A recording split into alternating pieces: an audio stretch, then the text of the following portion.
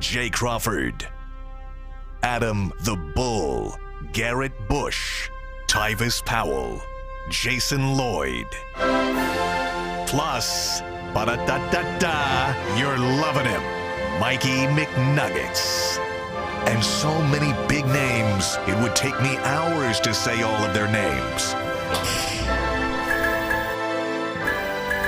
The ultimate Cleveland sports show starts now. Booyah! Hey! Do you believe in miracles? We got one. As I'm watching the game, I'm hearing Al Michaels' voice in my head. Do you believe in miracles? The famous call of the 1980 Olympic semifinal game, which, of course, propelled USA into the gold medal game, and eventually they won. It was a miracle. And on that note, we welcome you into the Ultimate Cleveland Sports Show. Great to see you again. Thanks for spending time with us on this Friday morning. 90 minutes here. Then we change gears. We do 30 minutes at WKYC. Full slate. Full slate. A lot of Cavs. We're not going to get to this right now. But the big question of the day, I think, is Eric Mobley going to get an apology, not just from you two, because you guys have been hard on him. Hell, I was advocating a trade in the middle of January. So are we going to fall on the sword? Are we going to apologize? I don't think so. I would like to know specifically from Mike later what I should apologize and what G should apologize for. Yeah. I thought long and hard about this because I try to be as fair as I can. I've been brutal. When I first brought up a trade when they were in their 18-2 spurt without him, Mikey looked at me like I had 5 heads growing out of my neck. Mike is a known Evan Mobley apologist. He loves Evan Mobley. Loves. In fact, early in the game last night, I think after Mobley hit the 3, he sends a text to the chain that says something about Adam.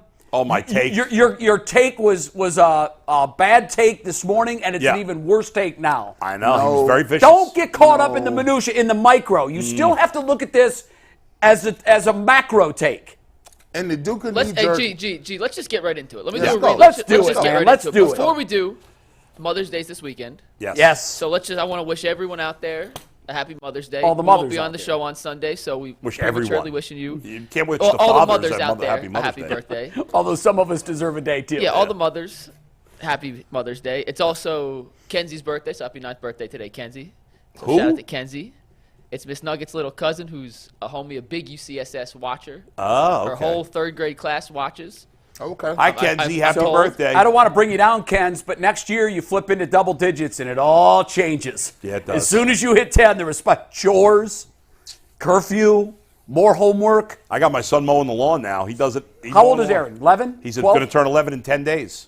Yeah. So, Kenzie, a year from now, learn how to use a lawnmower. Let's go. That's crazy. It's rough in them streets. So happy birthday, Kenzie. Let's get right into it, and we start every Friday with a word from FanDuel. It is winner take all time in the NBA and the NHL, and FanDuel is giving you a shot to win big and bring home some big-time dubs. Right now, new customers get $150 in bonus bets with any winning $5 bet. That's $150 to bet on spreads, money lines, player props, and much, much more. So visit FanDuel.com/UCSS and make every playoff shot count. FanDuel, America's #1 sportsbook. If you have a winning ticket, make sure you guys send it in to us, and we will feature it on the show. Can I make a recommendation? Yes. I know for a fact that there are women that watch this show that bet, that win. I hear from them. For Monday's ticket, have it be from a mother, and she sends a picture with her and any one of her children and the winning ticket. And we'll put their picture on the air. Let's see how good mothers can be at gambling over the weekend. I think that would be kind of a cool feature to see a mom and one of her children holding a winning ticket from FanDuel. So, moms, your homework for the weekend is to win on FanDuel. Yeah. And then get your face on UCSS. Mother's Day parlay. I love it. I like that. Mother's Day parlay. Okay, so the big question, and it was on the screen when we started the show, is Bull and is G. Bush going to apologize to Evan Mobley? And before I give you guys the chance, Steve, cut their mics. Let's play the clip.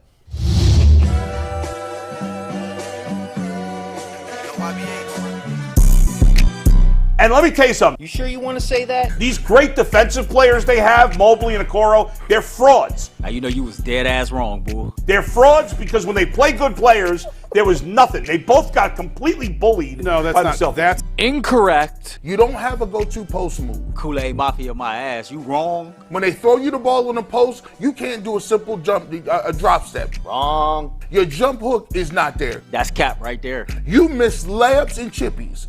Like, you good defensively, I'll give you that. But no unicorn is a one-trick pony, a defensive player that's a rotational guy that can help block shots. That's good, but not great. Who gave you guys microphones? I fell off the Evan Mobley hype train 10 games into this season. Jay, you were on ESPN. Do better. We were told he went to the lab with the pen and the pad and was going to come with all these low post moves, and he was going to recreate. And we were going to see a different Evan Mobley. I want that so badly. And I really didn't. I saw the same guy.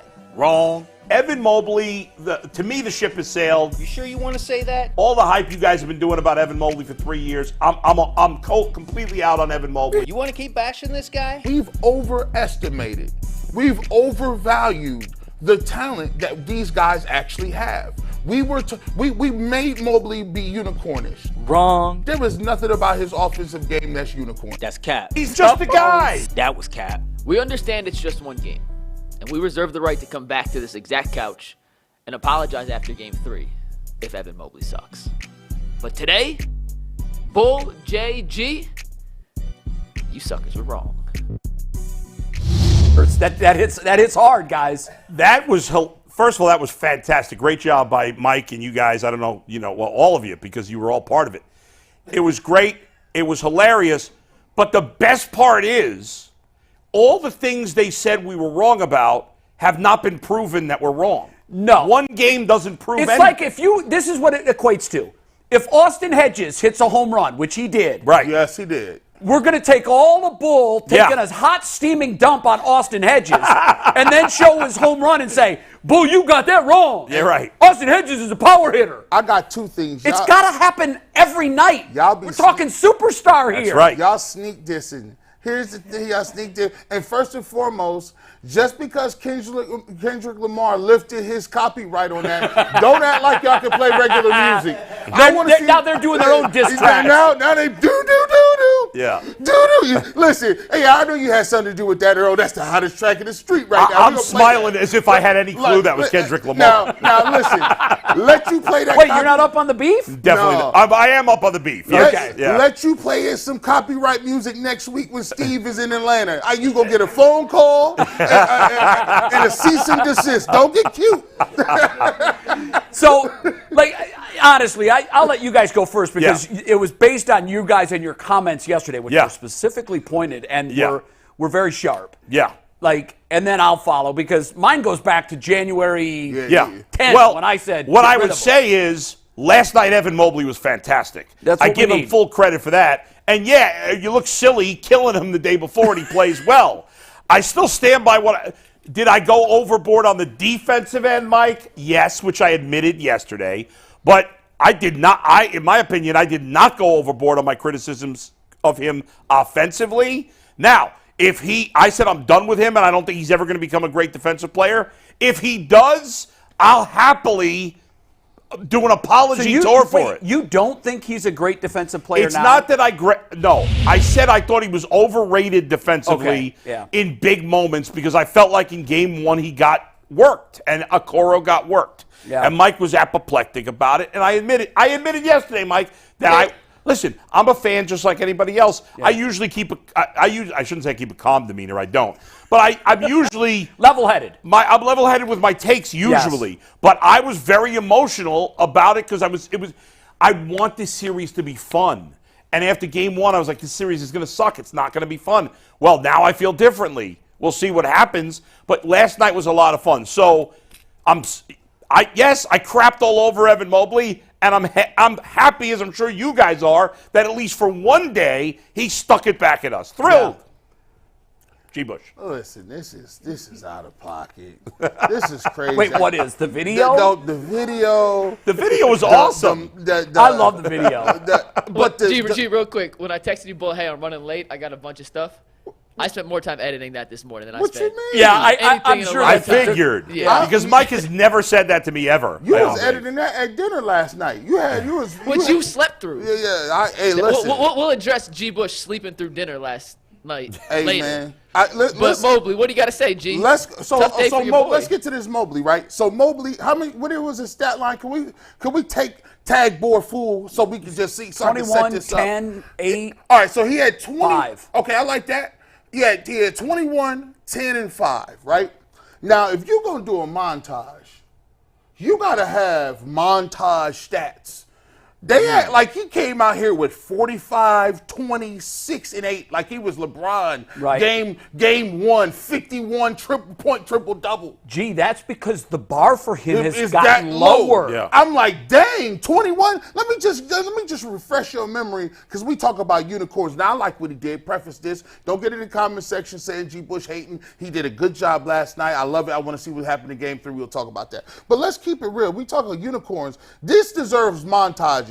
You know the guy Paolo Banchero that we eliminated, right? Yeah. Let's talk about what his last game was. 38 points, 16 rebounds, 2 assists, and a block. Oh, that was just one game. He came back another game, 27, 8, and 4. The another game, 39, 8, and 4. The first game, 31, 14, and 5. He got 21 and 10. He got Chris Webber now. Yeah, let's not do backflips. Let's not just do gymnastics. I just saw somebody get 39 and 16. By the way, that should be his line every night. You're right. That's what he's supposed to do. He's a unicorn. As a That's unicorn. right. Now, even though we're all on the same page in terms of Mobley, I will respectfully disagree with my colleagues. I thought it was worthy of a montage. I thoroughly enjoyed the montage. And the reason was not just the stats, but for the first time ever in the playoffs, I watched Evan Mobley play and said, that's a man. He played like a man last night. But I'll tell you what, on that, I'm okay with it. on that point, Yeah. how did he play Tuesday? He was hideous. Hideous? He was not good Tuesday. Okay, let me. His final stats are misleading because he Yeah. had 10 points. Sure they were, but Yeah. call up his stats from game 2. He had 17 points, 13 rebounds. No, Yes. his from game 2. Oh, 21, 10, and 5. Steve, take Yeah, can we look at that while I read his hideous stat line from Yes. game 1? 17 points, 13 rebounds, 3 assists, 8 of 12 shooting. I mean, I think what we got caught up in was his first half last night and the three-pointer that he hit last night. Yeah. I think when guys have their manhoods challenged, he does not watch the UCSS program. Oh, he does. I'm sure he didn't watch it. Maybe but I'll his brother, guarantee you, maybe his brother who never plays watched it. that's possible. Yeah. And he told him what you guys said. That's right. But I think the log on his motivational fire was provided by Windy. Brian Windhorst is, by nature, a really nice guy. Yeah, he rarely takes And he's shots. very even. I'm glad Yeah. you know that. Yeah.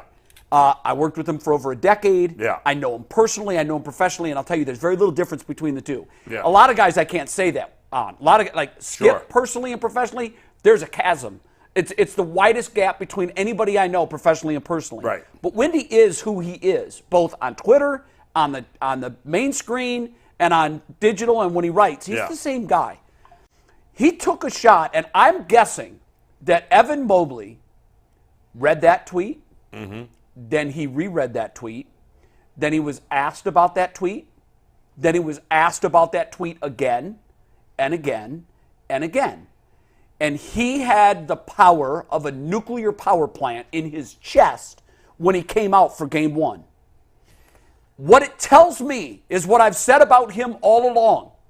He lacks the natural internal fire to be great. The Kobe fire. The unicorn fire. Let's just call it what it is. I'm glad that you didn't get me disparaging Evan Mobley's game. I have consistently said this. Evan Mobley's a nice player. He's a good player. He's a nice player. There are times where I watch him and I'm more frustrated watching his game than anybody else in the NBA because of what he was supposed to be. And Windy nailed it. Windy got it exactly right. I keep hearing. That's how I started my trade him rant in January. I keep hearing this guy's a unicorn and he's going to change my life, and I'm waiting for it. Yeah.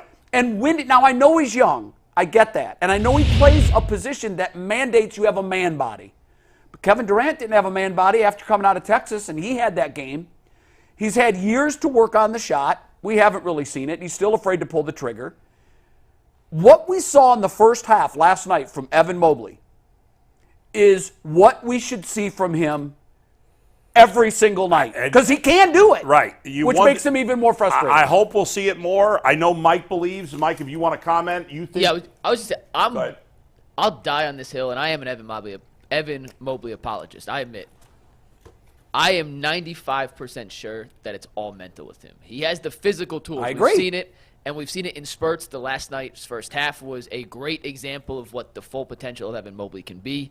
I think he gets in his head too often, and he lacks confidence, which is why you see so many pump fakes in the paint. He's still growing into his body. I referenced he reminds me of Bambi at times last night on the postgame show, which I still think is applicable to how he navigates certain situations. Yeah. But for him, it's not physical. For him, it's mental.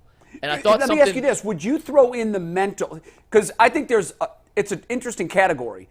Physical, I think he's there. He has to get stronger. But yeah, he has to get bigger and stronger. But, I mean, his physical skill set outside of the three-point shot, it's there. It's all there.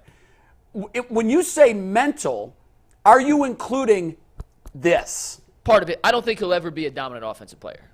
I don't think he'll ever be a guy who, with 12 seconds on a shot clock, you say, Evan, we're down one, we're going to run something through you. But part of his offensive game we don't talk about enough.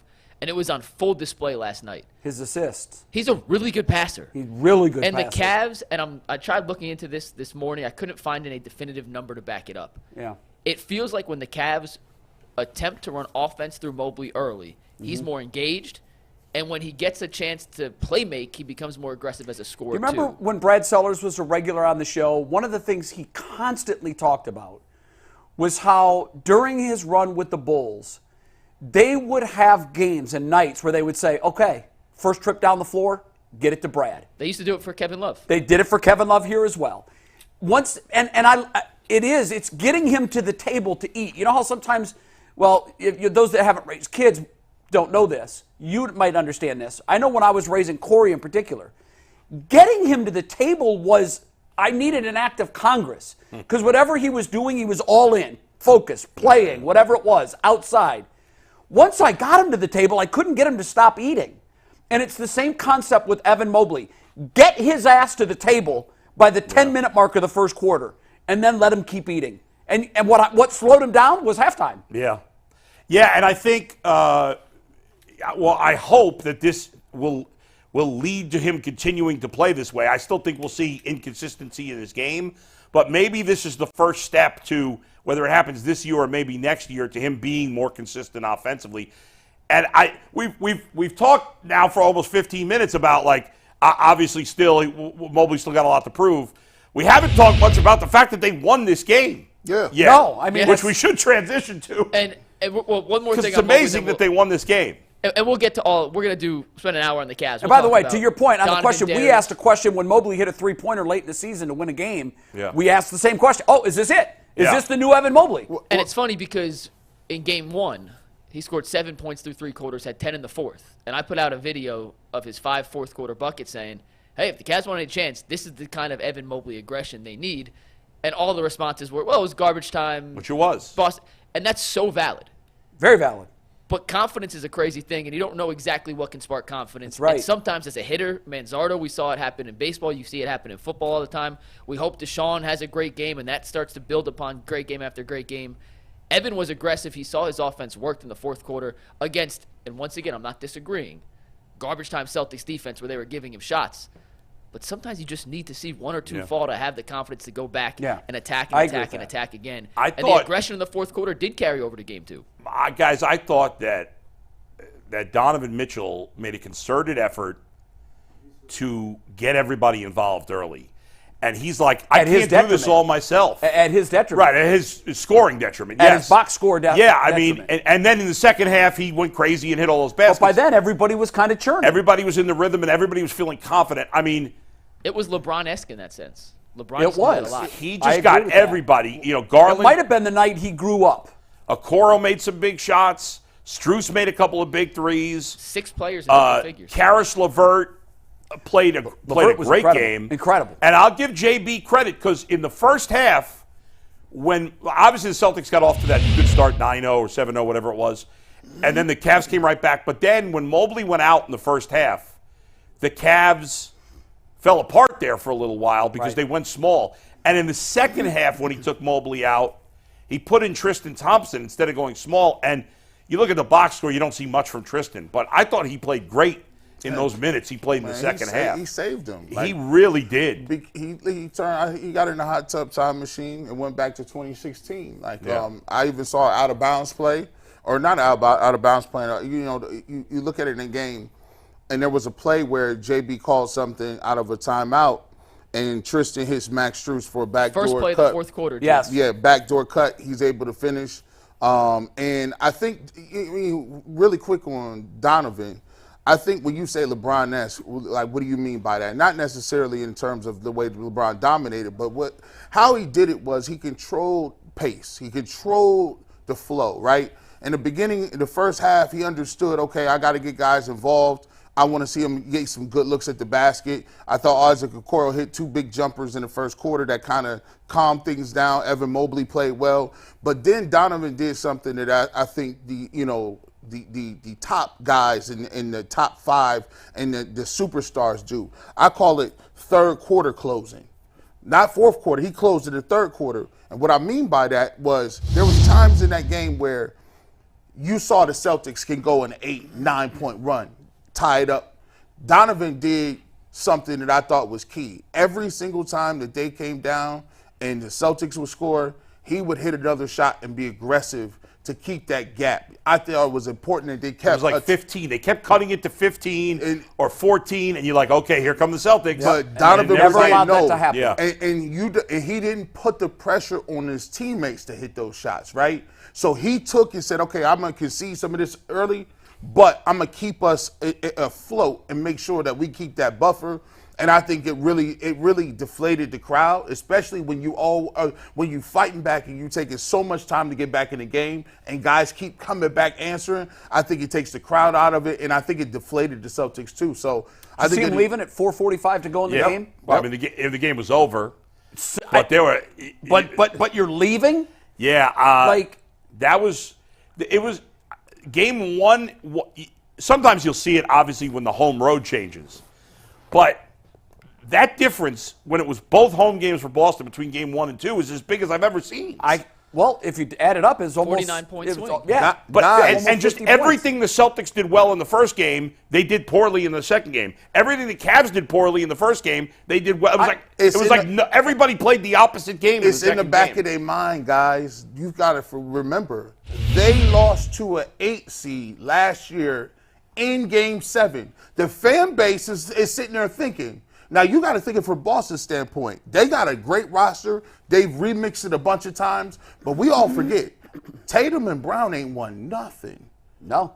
I mean, they've gone to the finals. But they haven't won. But they ain't won. They won a championship. And so they thinking about it like, we just lost to an 8 seed in the Miami Heat. We had no business losing in Game 7. Now you see them lose a game to the Cavs. I wonder if this was the wake-up call, because when it That'll be the appeared thing. like they were going to have Groundhog Day and relive that, They went and swept the Heat right out of the playoffs. So I right. hope that this wasn't a wake-up call. 2 things really quickly. I think in the Orlando series, there were times that Donovan Mitchell, the famous quote is, Reggie Jackson famously said about the New York Yankees in the 70s, I'm the straw that stirs the drink, meaning he's the guy. And that's a funny statement. It was true. In basketball, what we see sometimes with young superstars is they try to be the whole drink. Mm-hmm. Sure. Early in his career, Yeah. Michael Jordan, he was scoring 50 a night in the playoffs and they couldn't win. LeBron James went through the same growing pains where he felt like he had to do everything. Donovan Mitchell in games against the Magic where you're looking around in the fourth quarter and saying, is anybody else going to score? The transformation from young superstar to wise old man on the floor is when he realizes, hey, I don't have to be the drink. In fact, it can't work with me being the drink. I have to be the straw that stirs the drink. And that's what he was. He was distributing to everybody, getting everybody involved. Even while he wasn't shooting the ball, and scoring much. He was affecting the game because he got all of his teammates into the game. And I don't think the Celtics were ready for that. I think the Celtics' game plan was, if we lose, it's going to be because Donovan Mitchell goes nuts. Yep. So in their effort to stop Donovan Mitchell, I think they forgot about the other four guys who all woke up out of their comas. Which, real quick, Mike, which I understand because, as you said, they've been in comas. They hadn't done anything. If you're the Celtics, there was no reason to think but those now guys the Celtics have to go back to the lab because, well, who's going to beat you this time? Right, and it's on the road, so it's a big And deal. it's on the road. road. But I think if the Cavs, yesterday I said they had no chance to win the series. I still think that they're a long shot. But if they're going to pull off this upset in the series, I still think they got to win Game 3. You can't lose the momentum. Yeah. Go Can't ahead, lose Mike. it. I'll toss it right back to you guys after a quick word from eBay Motors. Donovan Mitchell was the Cavs motor, and for your motor, there's no better place to get the parts you need than eBay. Passion, drive, and patience, that's the winning formula for championships. It's also what keeps your ride or die alive. eBay Motors has everything you need to maintain your vehicle and level it up to peak performance. Superchargers, roof racks, exhaust kits, LED headlights, and more. Whether you're into speed, power, or style, eBay Motors has you covered. With over 122 million parts for your number one ride or die, you'll always find exactly what you're looking for. And with eBay's Guaranteed Fit, your part is guaranteed to fit your ride every time or your money back. Because with eBay Motors, you're burning rubber, not cash. With all the parts you need at the prices you want, it's easy to make your car the MVP and bring home some huge wins. Keep your ride or die alive at ebaymotors.com. Eligible items only. Exclusions apply. eBay's Guaranteed Fit is only available to U.S. customers. Donovan played great in the third quarter. He had 18, but also Darius Garland showed up in the third quarter. He had 3 threes himself. And for just a quick glimmer, and it hasn't happened nearly enough during their tenure together, the Cavs got exactly what they had hoped for when they paired Donovan Mitchell and Darius Garland together in the backcourt. I know it was just a small glimpse, but when they're playing at that level, both, it creates chaos and nightmares for an opposing defense, and the Celtics were in hell trying to guard them last night. I think the turning point, if this turns into something, the turning point in their relationship and in the progression of the two of them as teammates, you can put a circle around the sequence in Orlando when Darius Garland missed a 3. It was rebounded, I think, by Okoro. It was Okoro. Kicked it out to Mitchell, who immediately put the ball right back in to Darius Garland's hands in the same exact footprint that he missed the 3 from 3.5 seconds earlier, and he nailed it.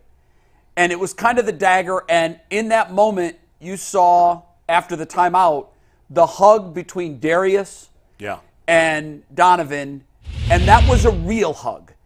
You know how sometimes when you just meet someone for the first time, you dab them up, and you're just like, it's just sort of, watch this. This is what real looks like.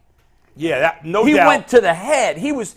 I mean, that's what a real hug looks like, and that you might put a circle around that moment and say that was the instant that the Cavs in this carnation came of age. I hope so. I hope you're right. But I'll say this, and Darius did a nice job, Mike, you're right with those threes.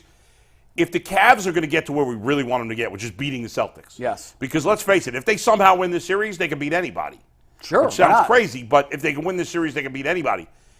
They can't. That's still not good enough. Like, Darius has to be better. I thought I was going to say, He had his moments in that third quarter, but it's not like 14-7. I mean, 14-4. Forget the rebounds. I mean, that's a good rebounding number, and the Cavs did a great job on the glass yesterday. He got a lot of missed threes from off Boston. But he's got, like, my expectation for Darius Garland is he's a 20-10 guy. Has to be. And it for the Cavs to really get where they want to be, not just have one miracle win in a series, he's got to play like an all-star consistently.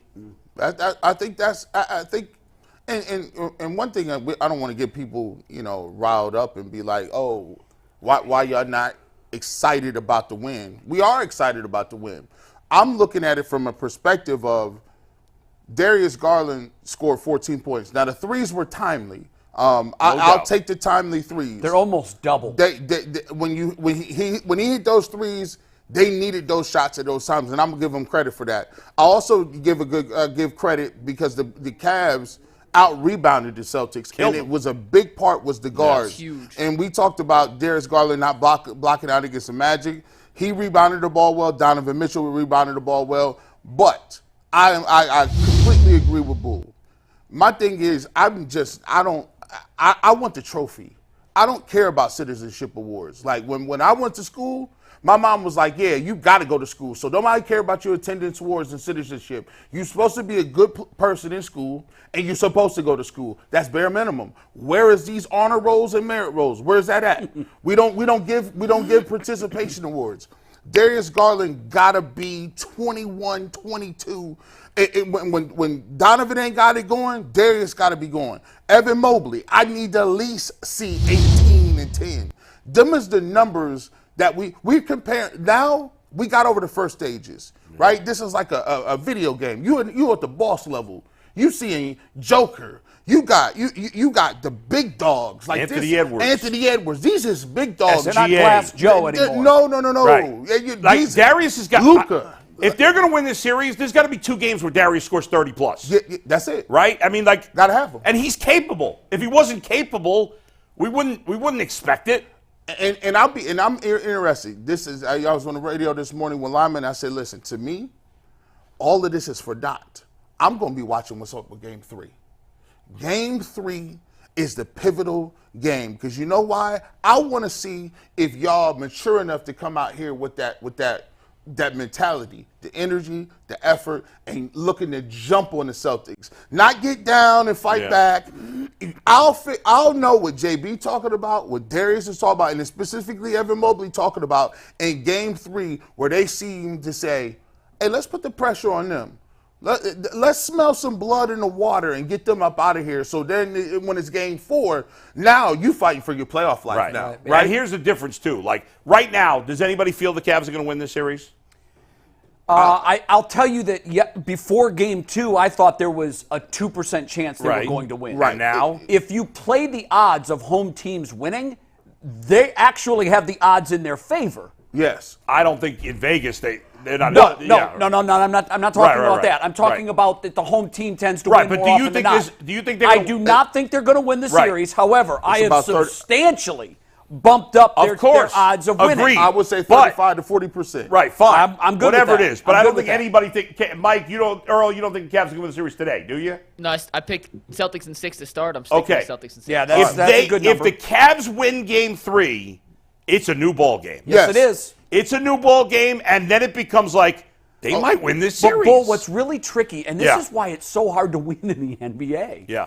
You can't just win Game 3. Of course not. You have to win Game 4. That's when I get excited. Right, but Game 3. Because Bull, if they split at home, then they go back to Boston, and the Celtics have the home court again with 3 games to play. But I'm not here Monday, but you are. But if the Cavs win Game 3 Saturday night, you're going to be excited Monday, and you're going to feel like they have a real chance to win the series. I'll go from now it still feels like a long shot to 55 to 60. Well, that's a big difference. But here's the thing. Yeah. You say Game 3 is pivotal. We used to have this argument all the time, both high school, college, all of the jobs I've ever worked at.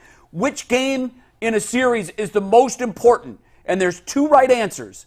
Game 7 is always the most important. But absence of that, because you don't know if you're going to get to a Game 7, the answer to the unsolvable riddle, which game in a series is most important? The next one. Yeah, that's right. And it's always going to be that way. That's so, right. Yeah, Game 3, critical. Yes. But if you win Game 4, and now you give Boston, they've got 3 to win 3. Yeah, right. Now, we saw what happened in 2016. But that's the only time it's ever happened. Both ways. We saw it with the Cavs, and we saw it with the Indians on the bad side. Yeah. So, has anybody blown a 3-1 lead in the NBA since the Cavs? I doubt it. Warriors? No. I doubt it. I can't remember.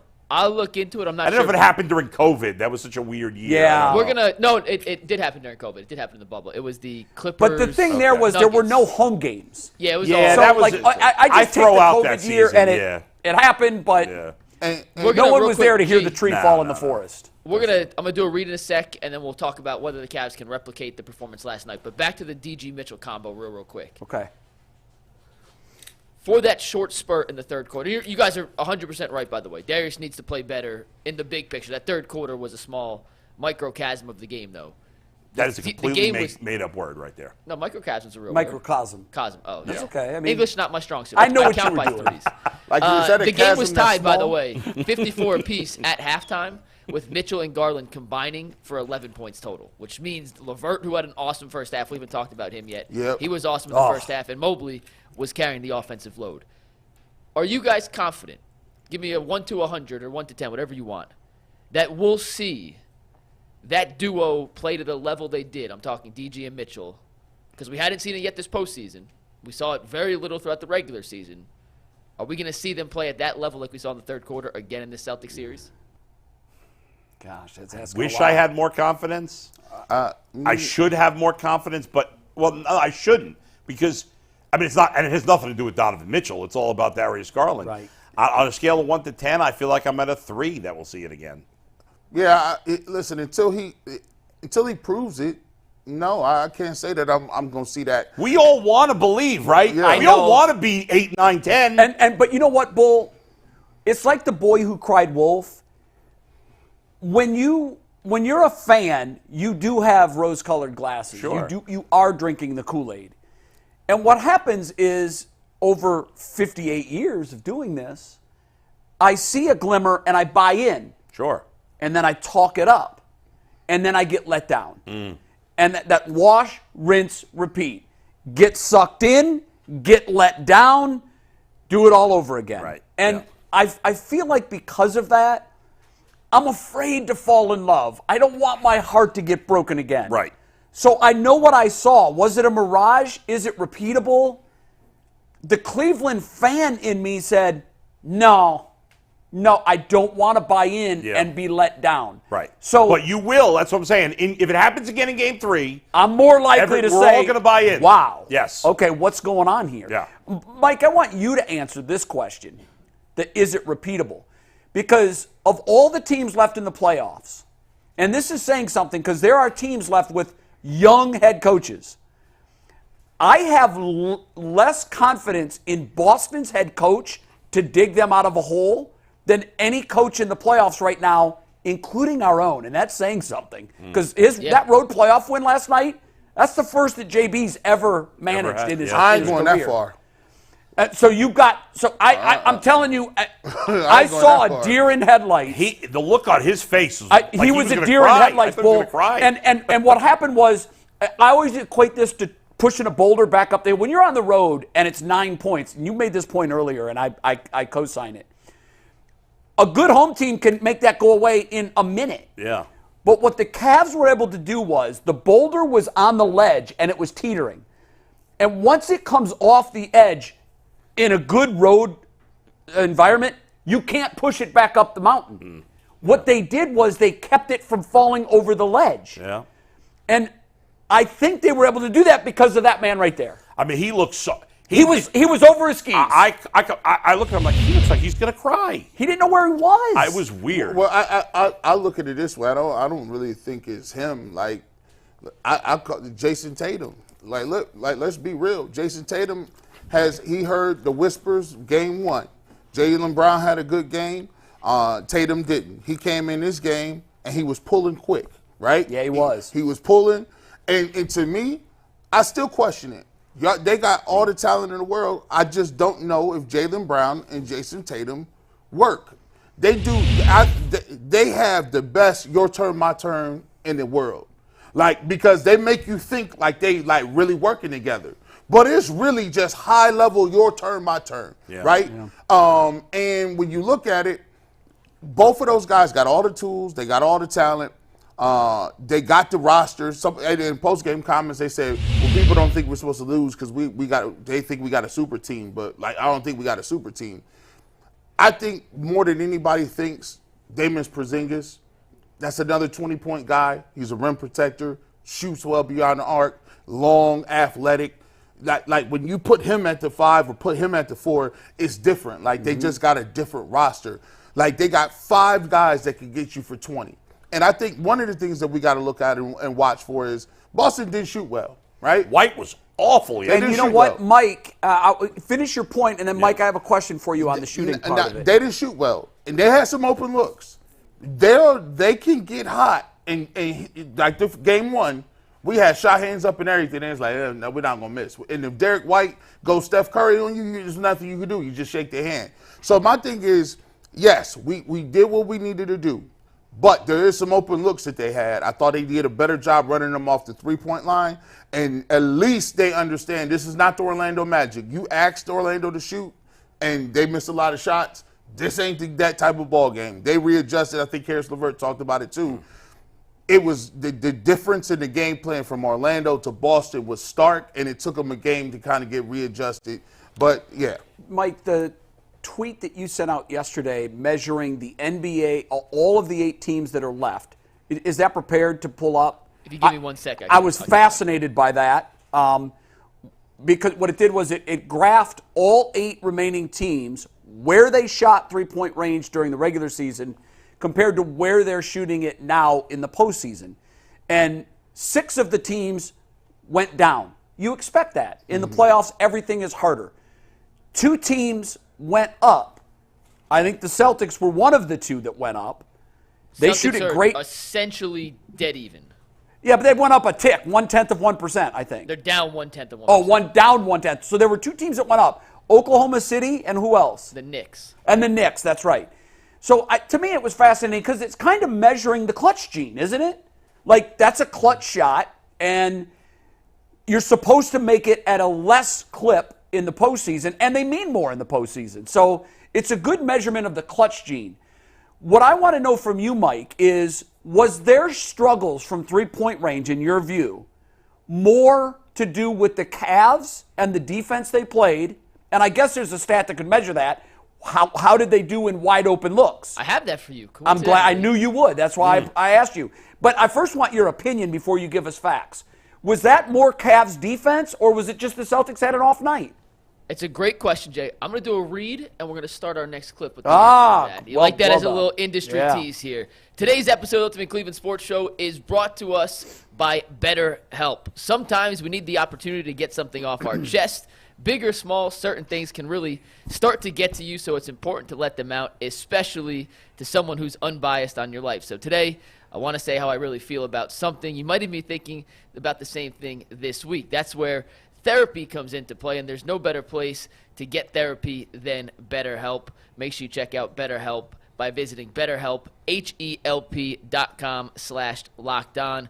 Therapy can be used for everyone. Most of us have bigger problems than our favorite sports teams, and it's important to get things off our chest every once in a while. BetterHelp.com/lockedon gets you 10% off your first month. That is BetterHelp, HELP.com/lockedon. So the final Cavs topic of the YouTube show before we head over to WKYC and talk about it more is going to be, can the Cavs replicate their Game 2 performance in Games 3, 4, 5, and 7 if it comes? And Jay, you asked the question about the Celtics shooting, the Cavs shooting.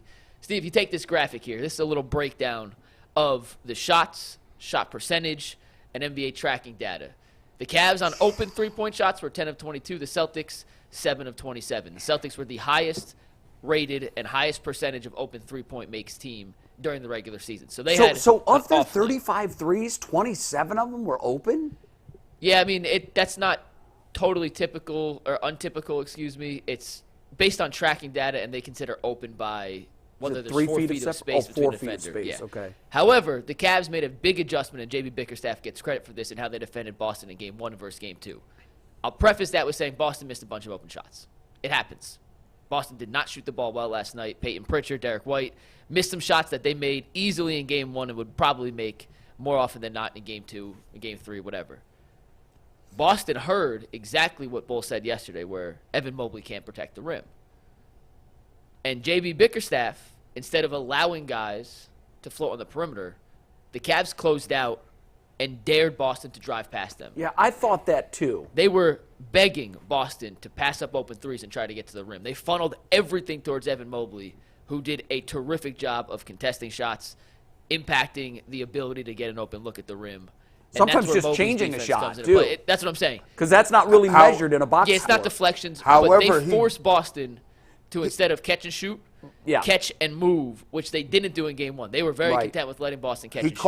He caught a quick 4 fouls, which is that's a byproduct of what he's talking about. Right. Yeah. So I thought one of them was a tic-tac foul. The third one. They should have challenged the third foul. I was saying that on the broadcast. They should have challenged it. Oh, go ahead, Mike. What's interesting about that, Mike, is I'll ask you guys. No, you go. Sorry. So if you look at those numbers, the stats for the threes, they would have had to have hit 8 more three-pointers to tie the Cavs. But if you look at these numbers, that would still be around the same shooting percentage that the Cavaliers had from three-point range. So that's a little scary. So all they would have had to do is, because the Cavs were below 50% from three, but if they would have shot from three what the Cavs shot from three, they win the game. The Cavs shot 38% from three at home.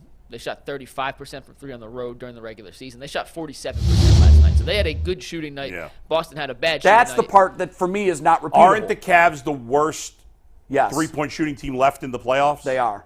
Left in the playoffs, I do believe. Orlando was worse. New Orleans was worse during the regular season. Yeah. Well, even in the playoffs. Well, playoffs and regular season. Yes. I think the preface is that, like, the Cavs have a chance to win in this series each game if they can hit 13 to 15 threes. I agree. If they don't hit number. 13 above 12, 13, 14, 15 threes, it's going to be very tough for them to score because then you're counting on Mobley, you're counting on Okoro, guys finishing around the rim when they may not give you the whistle, finish it in traffic. I think they got to hit 12 to 15 threes. I mean, that's what the NBA is about now. It's a three-point shooting contest. Yeah. And you make it very difficult on yourself to win, ask Orlando, when you're not hitting those shots. That's the graphic I was talking about, guys. Yeah. And if you look at that, what's stunning to me is the Cavs were the lowest in the regular season. Yeah. They are the lowest by far in the playoffs. That's and their pre-last night, decline- by the way. Just so everyone knows, that's pre-last night. That does Yeah. not include last night. No, I know. So they'd be a little higher than They would be 28 higher, but I games. bet they'd still be last. Yeah, because Dallas shot really well from three last And night the as top well, four so. teams on this list overall have been the 4 most impressive teams in the playoffs. And if you look at those, No, guys, you're Not absolutely the right. Pacers. What's that, Mike? Not the Pacers. No, the Thunder, Knicks, Celtics, and Wolves. Yeah. Well, the Knicks aren't top. Like four. I know Denver and Dallas, what are they? Denver. No, I'm talking about where they are in the playoffs. Mike. Now. Right, Gotcha. right now, Sorry, where they're sorry. positioned. I mean, see, if you I was look looking at it, the left side of the list. I No. apologize. I see what you're saying now. Yeah. yeah, you gotta shoot threes. Yeah. That's it. And what I think the most disappointing thing about the offseason was they went out and got guys that were. Now Strus hit some last night. He hit 2. But- he was but- 2 for 7, but they were 2 big threes. He Yeah. was the reason that Miami beat Boston last year. Yeah, he's So been I bad. kind of thought, wow, he's one of those guys in baseball. You know how sometimes you'll go out and you'll get a pitcher that one of your division rivals or maybe Yeah. your league rivals has a really tough time for, and that move is made specifically for October. I kind of felt like with Strus, they know that they're going to have to Yeah. get by Boston at some point, and he's the Boston killer. Right. And he hasn't been good enough in this series can you yet. throw that graphic up with the 3-point guys again? The lines? The lines right here. See, each one of these guys, what do they got in common? Look at the Thunder, right? Chet Holmgren can shoot. He's a big man. The Celtics got Al Horford who can shoot. He's a big man. T-Wolves got Cat. He's a big man. Miles Turner can shoot. Joker can shoot. The Knicks don't. The Knicks don't are have a the big- exception. but- They are the exception. They are the exception, but And they the had Cavs. 3 guys. DiVincenzo turned himself into Steph Curry, and then The Villanova that's it. 3. right? And then of course you got Luke. So all of those guys got big men. Pacers who can shoot, got, that can- Myles Turner. Yeah, that can pace, that can space the floor, and then it makes it difficult because when you got them, now you got guys that can move in the lane. Somebody said, "G. Bush, you forgetting in the chat." They say you forgetting. You mentioned Porzingis, but you didn't mention Allen. Well, I'm aware that Jared Allen is out, but I don't think you play the way you did yesterday if Jared Allen is playing. Probably not. You look at the amount of points that Donovan Mitchell got in the paint, has been getting in the paint. Yeah. They've been Those getting- become Jared Allen's points. those Some of them. that clogged up nature is with 2 bigs. They would have not been able to get those points in the paint. I mean, heck, he had the most points in the paint ever in the Orlando Yeah. Magic series G's in right. 2 games. Well, and to G's point about these right. other teams all having big men that can shoot, it goes back to how we opened the show. That's what makes Evan Mobley so frustrating, is that he hasn't been able to develop that outside shot And yet. it feels like it's got to happen this offseason. It's like, I mean, if it doesn't happen after 4 years, Yeah. Mike, what's the chances it's going to happen going into year 5? I did a whole study on like how much people make jumps from years 1 to 2, 2 to 3, 3 to 4. The biggest jump it doesn't mean there's not exceptions. There Right. are exceptions. He might be an exception, but for the majority of players drafted in the top 3, The biggest jump is from year 2 to 3. And Now we there see are it. exceptions. There are plenty of exceptions. Kobe had a nice jump later in his career, Well, the guy I like to talk about, if I'm not mistaken. Bam Adebayo had a nice. I think his jump was 4 to 5, right? Bam's big jump was I think 2 to 3. He last year. His biggest jump though was 2 to 3, but then 3 to 4 was another step. Yeah. He went And from a that's okay. 7-point scorer to a 16-point scorer year 2 to 3, and then 16 to 19, second team all defense, fourth in defensive player of the year voting, all star. And that's okay, Yeah, Mike, yeah. because we know that the NBA is all about progression. We know it Right. both with teams and with players.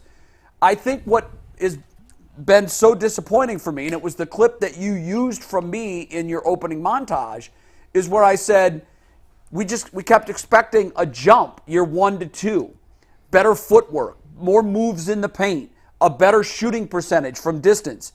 We expected that year 1 to 2, it didn't happen. Year 2 to 3, it didn't happen. Like at some point, the definition of insanity Yeah. is when you expect different Right. results, but you're doing the same things. In the big picture, Mobley has not gotten any better offensively, and Darius Garland has actually regressed. He has. I'm sorry. I think I might have said defensively. I meant the offensively. Offensively. And Darius Garland has regressed offensively. He has. That's got to change next year if, you know. Well, Mike said it. Like Obviously. he said it earlier in the show. He doesn't ever think he's going to be an elite offensive player. Okay, but there's space between where he is as an offensive player and elite. Yeah, he could get better. He could become a good offensive he could be- player. he could we become need a him good to become a offensive threat from outside. Yeah. The spacing, the things that would lead to would more than make a difference for this team. It would put, to me, it would put this team in the conversation as a title contender, which right now I don't think they are. But I think one of the things, if you start putting down on a list, what are they lacking? It's a outside spacing. shot from And- Mobley and spacing and what that would lead to. To G's point about the teams with 3-point shooting, you look at the other teams on that list. They all play, for the most part, 4 shooters Yes. and 1 non-shooter. That's the game. Wherever the non-shooter is, it changes. Right. But they play 4 shooters and 1 non-shooter. The Knicks actually are another exception because Josh Hart's not really a shooter, and they play a traditional big. But Josh Hart seems to shoot. Can the 74. Pacers beat them once in this series? Yeah, I think Pacers so. have played Yeah, well. much It's more been a good. competitive, The yeah. games have been The great. Paints have been close. My question for you guys, real quick, before we talk a little Browns and Guardians before we head over to WKRC, we'll talk even more Cavs and preview Game 3 a little more in depth. Is it replicable? The Cavs played a perfect game. Give me my tweet, Ant. It was the largest margin of victory ever for a team in a playoff game. That was a double-digit underdog heading into the contest. So they were a 13-point underdog. They won by 24. That's no the kidding. largest Is it- margin victory ever. Is it repeatable? Yes. Is it likely repeatable? No. Yeah, that's where I am. It could happen again. I think it's as unlikely as it was to happen. We can once. at least hope for it because we did see it once. He got it. No, I don't think that game is replicatable, but I think they can win. And so I don't need to replicate the 24 points. All I need to do is find a different way to win because the adjustment is coming. Every other day you playing, the Celtics got a game plan ready for you, right? Like they've been doing a really good job of bottling up Tatum or Brown, right? Either you let Tatum get his, Jaylen Brown don't get his. Either Jaylen Brown get his, Tatum don't get his. I want to see what happens when Tatum and Brown go off and you need to find a stopper for one of them. Because look, right now, you got a core out there and, you know, you got Max Strus. They've been trying to put Max Strus in the pick and roll, but I'll give him credit. Max Strus made Tatum work. He got 25 points, but there's a lot of times he got shot hands up. He was in the mix, moving around. So I want to see what they do when both of those dudes get active because that means you're going to need somebody else to step up, and your others are supposed to play better at home. Well, somebody else is going to have to get 21 points. We got Karis LeVert to do it. Which other dude can give me 20? That's an other. But Darius Garland's not supposed to be an other, right? And what I want to see is the Cavs win a 122-118 game when both those guys for Boston are great, but Darius is also great. And Donovan scores 34 and Darius scores 29. And they win a slugfest offensive game. You're gonna need that. And that's when we'll really take notice. You want that Kyrie LeBron 40-40 in Golden State when by elimination, right? So game 5 they go out to Golden State and when they win 7 games, and LeBron and Kyrie both get 40. Yeah, and you're like, I'll man, take we both need with 30 or both with even 28. Yeah, but yeah. the both with 40 is, that's generational. Well, listen, I'll take both with 29 and 25. I'll take that. I'll yeah. take 29 and 25. I mean, that's doable. That happens. I want to just see frequently. I don't Yeah. think it's too much to ask to want to see Darius Garland play like an all-star because he's been an all-star in the past. Yeah. So he's capable. He hasn't played that way with any consistency this year. If the Cavs are going to pull this upset, and despite what happened yesterday, the Cavs are still a huge underdog in this series, even though they now have home court advantage. If they're going to pull an upset, it can't be just Donovan playing like a superstar. Darius has got to play. Nobody's asking him to be as good as Donovan, but I think for them to win this series, he's got to play like an all-star consistently. It's an 8:30 game. Yep. It's on ABC. Yep. It's prime time. Let's go. We need Rocket Mortgage loud. Oh, Don't be it selling will your be. tickets. It's gonna be loud, Don't be yeah. selling your tickets either, bro. Don't Stay let- off StubHub. We don't want no StubHub. Or we if you're don't going to want no- sell them, make sure it's a Cavs fan buying. Right. Sell them to a friend, not a I hope to never have to see a Cubs Game 7 redo in my lifetime. And we're going to preview that home court advantage coming up in the WKYC show All right. in about 35 Talk some minutes. football, Mike. Time to take a break, and then we're going to talk some football and a little baseball to wrap up the YouTube portion of our show. It is winner take all time in the NBA and NHL, and FanDuel is giving you a shot to bring home some big wins of your own. Right now, new customers get $150 in bonus bets with any winning $5 bet. That's $150 to bet on spreads, money lines, player props, and more. Just visit FanDuel.com/UCSS and make every playoff shot count. FanDuel, America's #1 sportsbook. So I was thinking the other day about the hierarchy of the Browns' best players. And I think we could all come to the consensus that Myles, if you're just power ranking players in the Browns, is #1. Unless you're Earl, who says it's MJ Emerson, but I can't take him seriously when he says that. So, wild. other than Earl, I want a montage. That's other crazy. than Wait, Earl, what did Earl everyone's in say? consensus. It's MJ crazy. Emerson. Is better than Myles Garrett? He didn't say that. MJ Emerson is the best player on the Browns. The only thing MJ is second in this city is hair. That's it.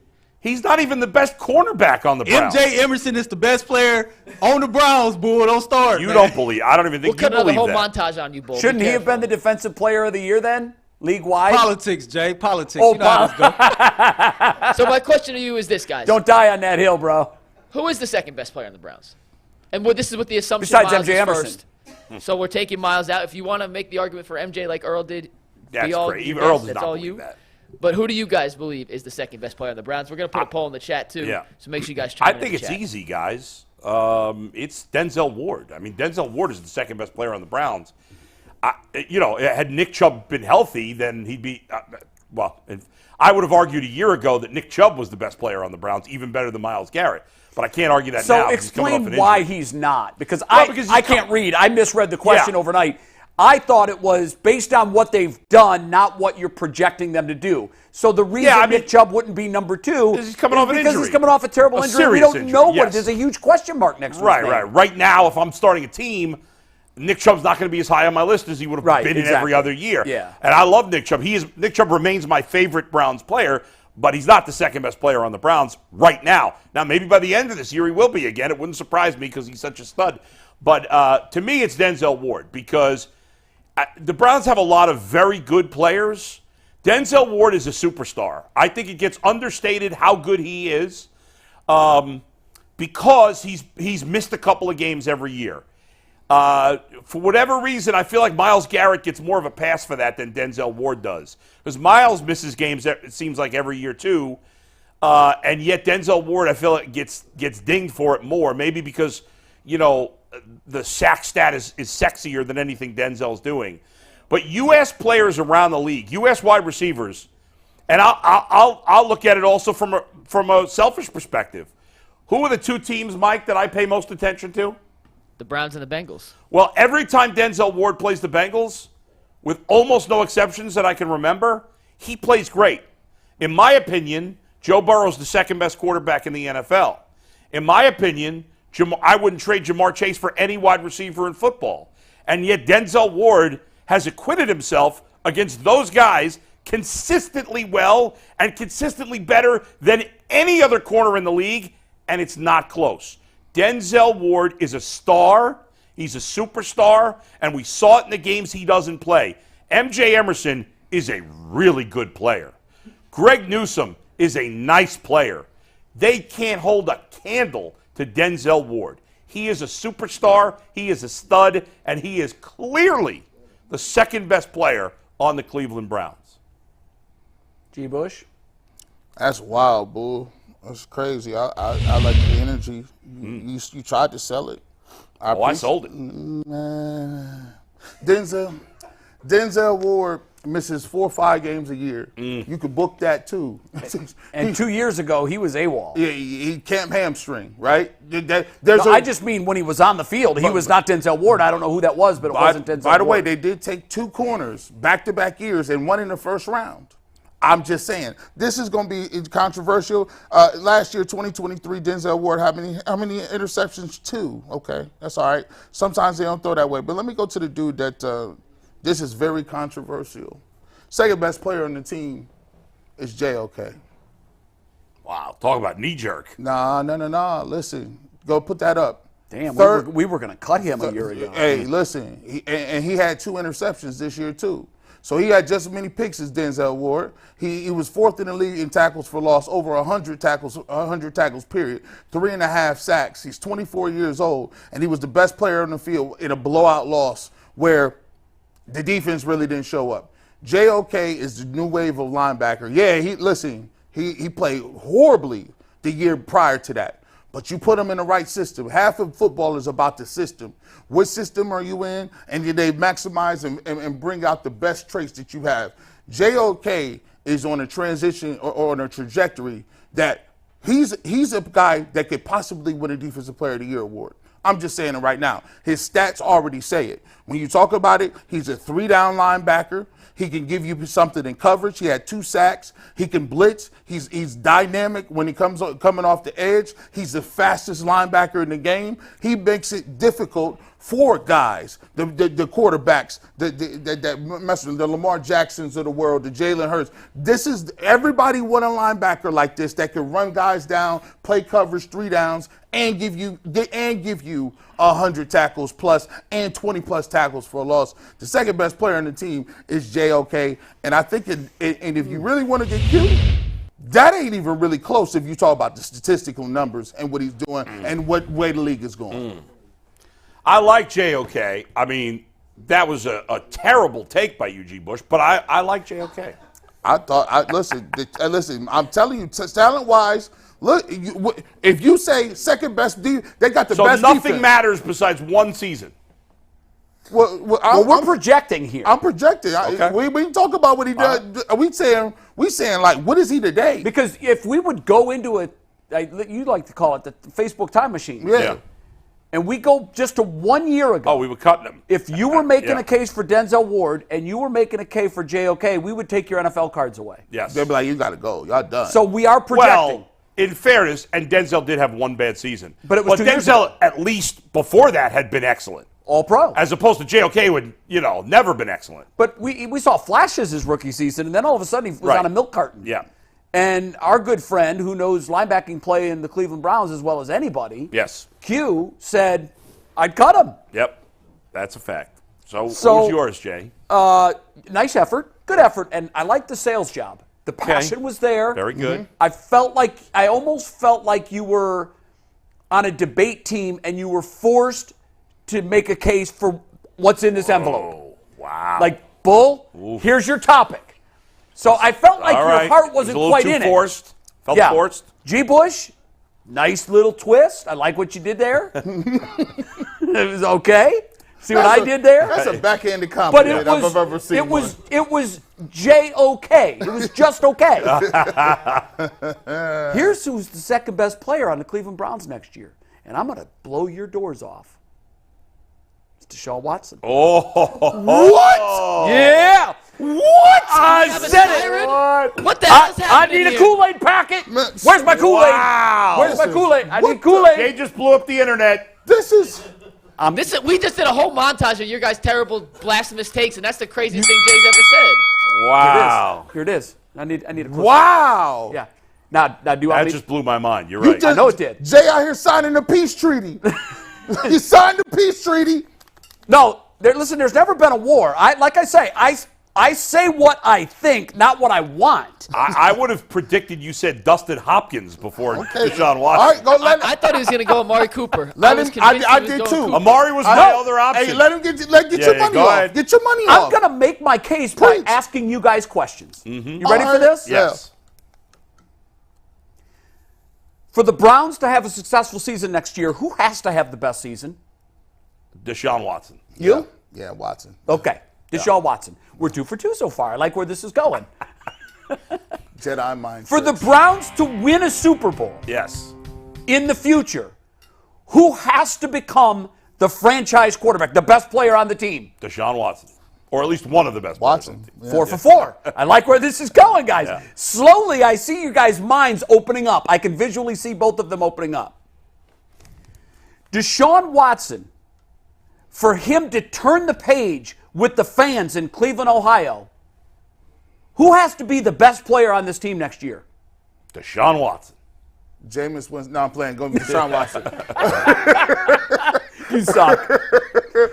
You see where I'm going with this? Yes. We got What's funny is you just said people would have called us. You would have called us crazy last year, and now it's the same Nah, thing. yeah, in the right. nut house. That's right. Right. You'd put me in the nut. They named the nut house after me. He wasn't one of their top 20 players last year. No, he wasn't. But here is the facts of the matter. Yeah. He has to be. He better. Right. He has to be. Yes. Because there are his bank account isn't relying on it, which scares me.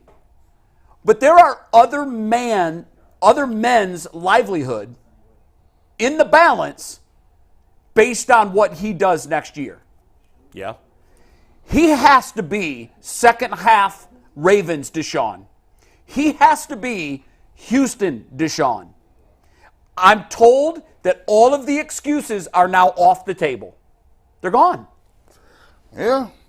So, by hook or by crook, some way, somehow, Deshaun Watson, in year 3 of a 5-year deal, because that's the tipping point. If we're at the same point next year, more than half the hay's in the barn, over. it's a total debacle of failure. Yes. And there will be careers that end on that. Yes. And none of that can happen. And based on the Deshaun Watson I saw, the last time I saw him with a 4 on his back, he was that guy. It was brief. Was it fleeting? Is it repeatable? I don't know. I just know one answer. For all of the things that the Browns want, for all of them to come true, he can't be the 23rd best player on the team. Nope. He can't be the 5th best player on the team. He has to be overwhelmingly and with no shadow of a doubt the reason the Browns are winning football games. He has to be the best player on the Cleveland Browns next season. Are we talking about Mobley or Deshaun Watson? Yes. Well, listen. Yes. I think the one thing we could agree on is that we're all rooting for Jay to be right. Oh, yeah. we haven't often said. Oh, yeah. No, rarely have you said that. Yeah, Now, I want you to be right so bad. Here's the thing, Yeah. okay? I like this question for this reason. We could ask 10 people and we could get 7 different answers. Yeah. As I was debating between Amari Cooper and Denzel Ward. And I had 5 names. First of all, I can't read. Yeah. So when I looked at the list, I read it reversed. You read it backwards. Yeah. I read it as to say he's not, it's based on what we've done, not what we think's going to happen. This is the correct answer Right. because everybody in the 'Cause- chat, so then- everybody in the chat, the number one answer is Nick Chubb. Yeah, and so That's if it was, obviously it's not based on body of work. Right. It's based on who's going to be the number 2 dog on this team next year. Right. And with Nick, there's just a huge question Right, mark. right. Now, I believe in Nick. Yep. In Chubb, I trust. But I got to see it first because I've had those injuries. Yeah. And I know how much I regressed in my own athleticism and speed and everything else with each one. This is his second. The difference for me, the biggest difference for me was between my first and second. I felt coming back from my first, I was stronger, Yeah. faster, better than I was before. I never felt like that after my second And tear. most running backs take a full year of playing before they're at their best again. Well said. And he's older. Yeah. Now, Adrian Peterson was great as soon as he came back. And I believe, and I've said this before, that Nick Chubb is of Adrian Peterson ilk. You're right. But we got to see. We got to see it. So I don't know. Do we vote? Do we have the chat vote on who got this right? What do you guys think? Well, Earl thinks Stop the answer is already. Myles Garrett. Earl does not believe that. No. Should we revoke Earl's speaking privileges? No, on Mike because for 2 Earl's minutes? messing around. I don't know what he's doing here, but he knows he's not the second best player on the Earl team. been on them energy drinks. I'll get to the chat. The chat. So we put it in the chat. Yeah. Now the chat only gives you 4 options in a poll. Yeah. So granted, we only were able to give them 4 options. And you here. didn't give them Deshaun Watson. Deshaun was not on there. Wow. The 4 options we gave were JOK, Chubb, Amari Cooper, and then Earl wanted us to put MJ Emerson in there. MJ got 4% of the vote. Sorry, Earl. So either people love Earl. I don't know what's worse. He got that Earl Michael thinking Dukakis. J.J. Emerson's the second best player on the Browns, or Mike's poll choices. Why would you put Emerson over Ward? Because of Earl. It was going to be Ward, and then Earl gave Anthony the death stare. There is nobody on the planet that thinks M.J. Emerson is better than Denzel Ward. He got- There's You're no really- chance. it is. You're sitting 7 feet away No, from Earl, him. I refuse to Actually, believe it that is. Earl believes that. He Nobody got- believes He that. got just as many votes as Ross Perot. This guy just 4% of the.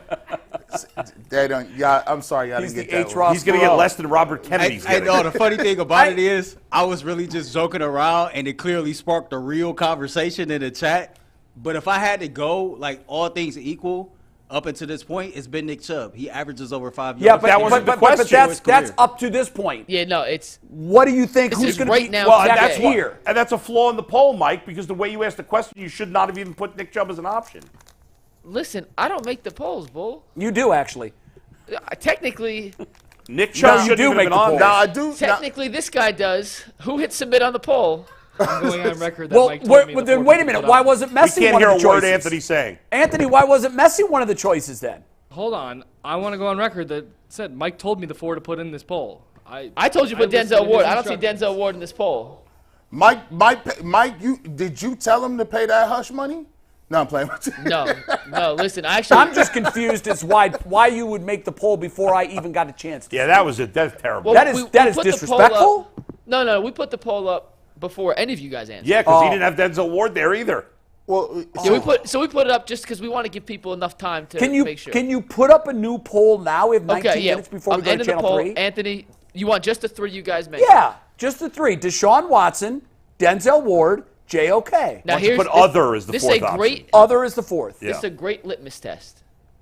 If Deshaun is the winner, Yeah. because Jay, the chat, you are not. That'd be in the favor. first time It they've would be ever the agreed first with me. time you have ever. I put the chat in a real tough spot Yeah, right this now. is gonna put the chat's This allegiance. is what I'm doing. They're going, damn it! What is stronger, the chat's allegiance to Deshaun Watson or the chat's hatred of Jay Crawford? So that's really what we're measuring here. We're gonna find this That out. right really now. is what we're meant. Now, Yeah. I want to stay undefeated, so I'm kind of rooting against Deshaun in the poll. So far, I can't have this is a good one. I can't have the crew living in Mom's basement agree with me. I can't. It's not good. It would be bad for my psyche. See what he's doing. So what's the early results, Mike, What we got? percentage-wise? What we doing? Well, the I early mean, it's results probably just through posted. 100 votes. Deshaun has 50%. Ward is 29. JOK is 12. Other has 11. We're going to let this run. We'll give you the final results at the end of the show. Very Is that good. all right? Yeah, good Let's idea. talk a little baseball, But guys. can I? yeah, I please, just want please. to say one Nobody question. even mentioned Amari Cooper. Now, How this about is that? an He would've been mine, for the this is an imaginary question since we like asking people like what they think about who's the best player or whatever. Who's the best coach on the Browns in the Browns building? Well, we'll do it next week. Don't answer the question. Yeah, Don't don't answer it. answer that because that's a That's lot a going long on topic. there. That's And a long that- conversation. Oh, that's a great topic. There's Gio. a Go lot ahead. going on there. Let me add it to the list. I'll do that in 1 second. All right, let's talk a little baseball, guys. That is a great list for the record. Great question, Yeah. Gio. And I'm going to do 2 reads real quick, just so you know, because we got to get Good. 2 in before Thank you for we telling wrap us. up. The first is a reminder that today's show and the upcoming segment on the Guardians is brought to us by BetterHelp. Sometimes we all need the opportunity to get something off our chest. Big or small, certain things can really start to get to you, and it's important to let that out, especially to somebody who's unbiased in your life. So today, I want to say how I really feel about something. You might even be thinking about the same thing this week. It could be the Browns, it could be the Guardians, it could be the Cavs and how they replicate that Game 2 performance. Whatever you do, it's okay to be upset or excited, and talking to someone who can help you understand those emotions better is always a good choice. That's why therapy can be different for everybody. Most of us have bigger problems than our favorite sports team, and it's important to get things off your chest every once in a while. So if you're thinking of starting therapy, give BetterHelp a try. It's entirely online, designed to be flexible and suited to your schedule. Visit BetterHelp.com/lockedon to get 10% off your first month. That is BetterHelp.com/lockedon. Today's show is also brought to you by eBay Motors. Passion, drive, and patience. That's the formula for winning championships. It's also what keeps your ride or die alive. eBay Motors has everything you need to maintain your vehicle and level it up to peak performance. Superchargers, roof racks, exhaust kits, LED headlights, and more. Whether you're into speed, power, or style, eBay Motors has you covered. With over 122 million parts for your number one ride or die, you'll always find exactly what you're looking for. And with eBay's Guaranteed Fit, your part is guaranteed to fit your ride every time or your money back. Because with eBay Motors, you're burning rubber, not cash. With all the parts you need at the prices you want, it's easy to make your car the MVP and bring home some huge wins. So keep your ride or die alive at ebaymotors.com. Eligible items only. Exclusions apply. Guaranteed eBay Fit is only available to U.S. customers. All right, guys, how about the Guardians last night? Yeah, real 3-2 quick, loss. Mike, baseball note before we get to the Guardians. Sorry to cut you off, but if you're a big baseball fan and you just like watching interesting stories, watch the Pirates play tomorrow. Oh, yeah. Paul Skeens, the first overall pick in last year's draft, is making his major league debut for the Pirates. The guy throws like over 100 miles an hour. His strikeout numbers in AAA were like, I think he had 50 strikeouts in 20 innings. But like tell folks why he's really famous. Well, he's dating what's her name? Livy Munn? Livy What, Dunn. no, Livy Dunn. Livy Dunn. Right. And who is the gymnast for LSU who has, I think, 7 trillion and he would have followers on no Instagram. if he were not a baseball player, he'd have no shot. None. He is not in her class in any way. I don't even know who that is. Livy Dunn? Yeah, go look at her. She's yeah, ridiculous. Google her. Olivia Dunn. And he's got the Manzardo mustache it's too. Horrible, this Terrible. mustache. But he is. I watched one of his minor league games. I was like, oh my god. Oh, this guy. it's almost like freakish. Yeah. So it's going to be a fun game to watch. So, but as the Guardians, what's your question about the Guardians? Go ahead. Sorry. They got back-to-back home runs in the 8th from Jose and Josh Naylor. Excuse me. Still a 3-2 loss to the Chicago White Sox to start off the series. What was your big takeaway from the game last night? Ben Lively pitched well again. He did not pitch well. I would it was a quality start. For Ben start. Lively, it's a pretty damn good start. It was a quality start. You're holding your breath with him. He got lucky to only give up 3 runs because he's playing. He allowed 11 base runners against probably the worst team or one of the worst teams in baseball. But I thought he worked out of stuff really well. He did, but I think there was some luck in the mix there. I didn't think he pitched that well, but whatever. Listen, the starting rotation is an issue. It's an issue. It's not a quality start because he didn't go 6. No, I went 5 2/3, and yeah. He should have gone 6, but Angel was behind home plate last night. Yeah, well. I mean, my God, did he squeeze him on that leg?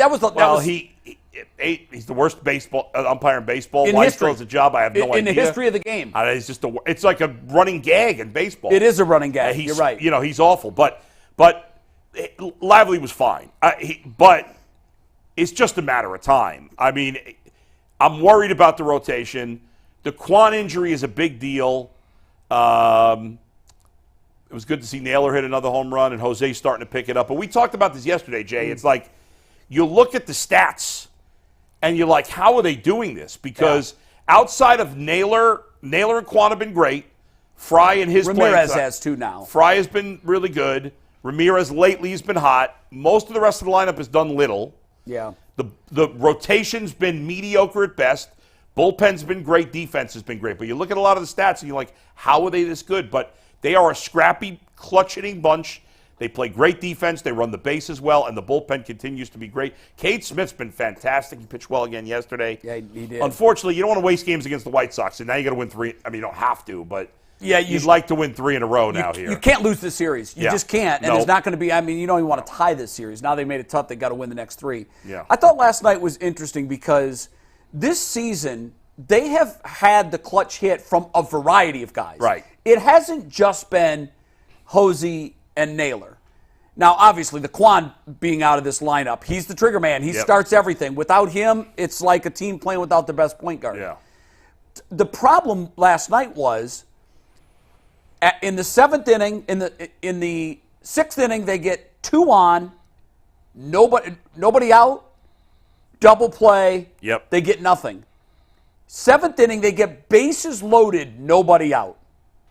And I actually said out loud, this is the turning point because if they can get some runs here, they've got the big bats that are going to hit in the 8th and the 9th.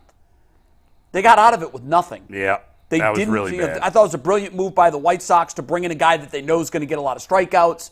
They got the first 2 outs via strikeout. They get out of the inning, nothing. Then the 8th inning rolls around, and what happens?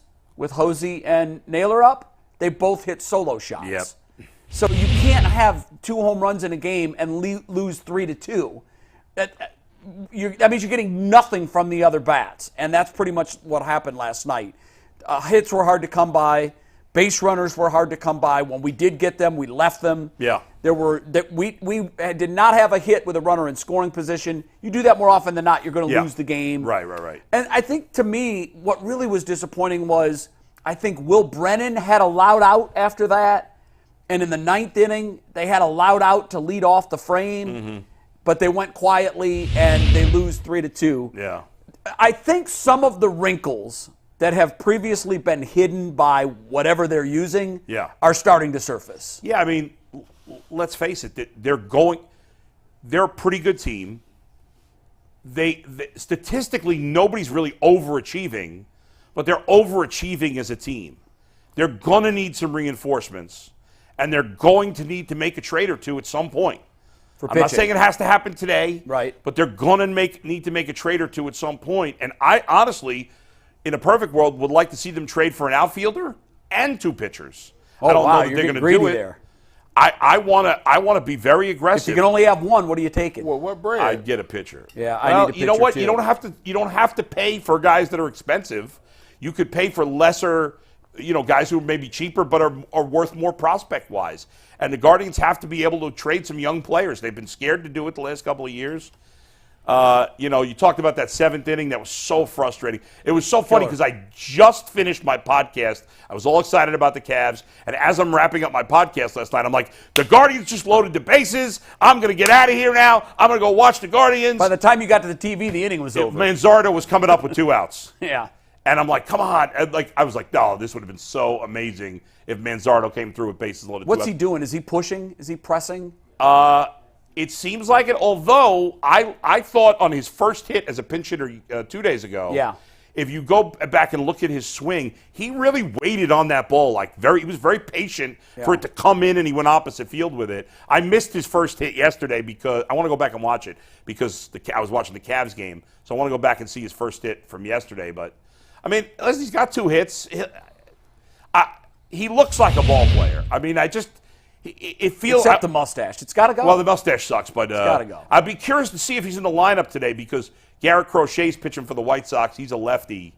So I wonder if they'll sit him today, but they just sat him 2 days ago. I hope they don't. I know. He's here. You want to see him get at bats. You want to see what you have and kick the tires a little bit. Look at that whip on Carrasco. But, facing a lefty, the one thing you don't want to do is, he's 167 today. Yeah. You don't want him to be 111 tomorrow. No, although he was hitting lefties well in the minors. By the way, I said this before, Jay, and I wanted to get your take on it. The Guardians obviously do not have a leadoff hitter without Stephen Kwan. There's no obvious guy. No. But I mentioned this the other day to Zach Meisel, and I thought he was going to think I was crazy, but he actually thought it was a good idea.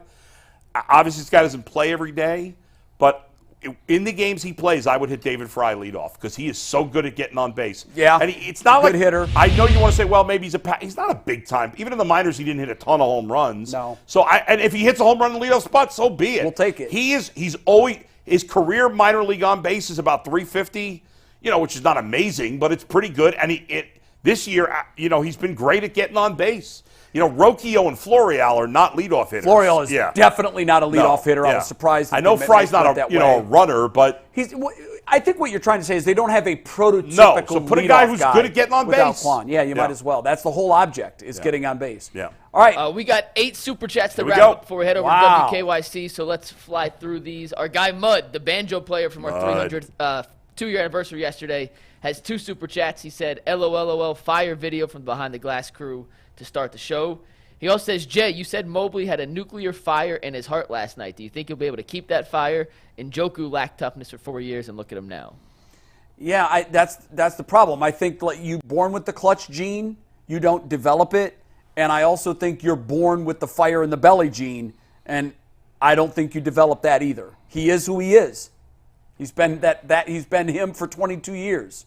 I don't know how he suddenly changes his stripes now. Next up's from Brody's Bottom Line. He said if Boston doesn't make threes, they're a regular team that can be beat. Monty Berry Is it every says, team Yes. that way? If you miss your threes, you're going to lose. Yeah. Monty Berry says, anyone think this is going 7? Do you still think this series can go 7? No. I hope so. I think there's a better chance of it going 7 today than I did yesterday. Sure. So, but I still don't think it's going 7. G? Nah, I don't think so.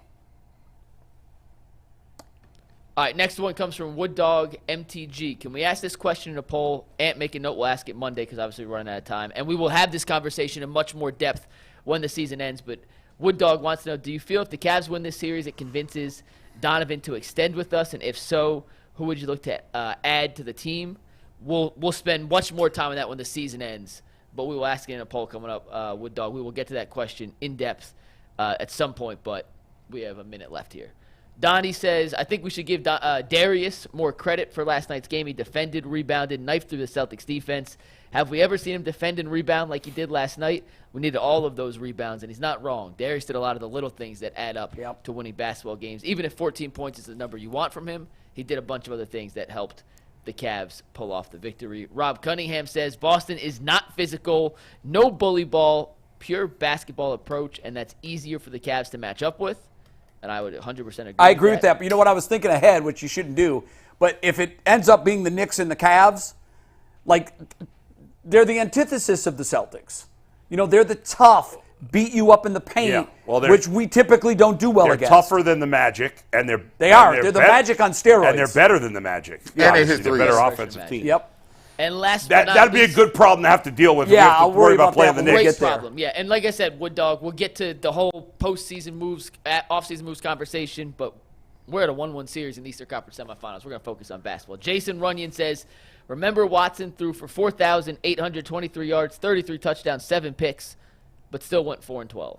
Facts. Who won the poll? Oh, and the poll. Anthony, give us the final poll results. Steve, don't you dare take it away. Good job, guys. Deshaun Watson with 46%. Jay, you win. Nice. Peace. See?